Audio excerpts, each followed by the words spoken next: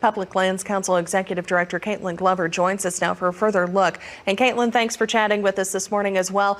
Walk us through this legislation and where you stand on it. Well, absolutely, and thanks for having me this morning. So this is a topic that a lot of us have trouble with communicating with the American public. You have a bill that says the Great American Outdoors Act. Well, we all love the Great American Outdoors, but this bill does two things. That sets the Great American Outdoors, our federal public land, up for a pretty bleak future. The bill on the one title says that, look, the federal agencies, and it lists a number of them, including the National Park Service, the BLM, and the Forest Service, says that we know those agencies can't take care of the billions of dollars in deferred maintenance. So that's regularly scheduled maintenance that they're not able to get to every year, that contributes to the disrepair of some of these assets.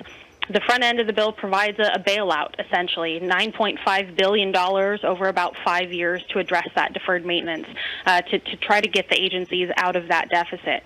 The back half of the bill, though, is probably what's most egregious here.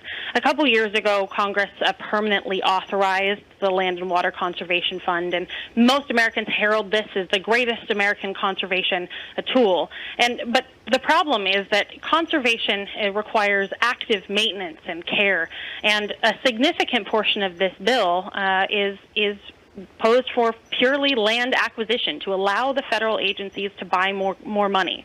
So what the Great American Outdoors Act does is says, all right, so we already are authorized as Congress to put money into this fund forever. This bill says, all right, we're going to put money in this fund forever without congressional oversight. So $900 million per year can go into the Land and Water Conservation Fund, of which 40%, or $360 million each year, is purely for federal land acquisition. Now, on one hand, you're saying, yes, we want to take care of our national parks, we want to take care of our BLM lands, but we're not able to do what we already have. And then on the backside saying, but it's okay, we can continue to buy more. And to do that without congressional oversight is incredibly short-sighted. So as far as looking forward, what are you calling for from residents across the country and also from legislators?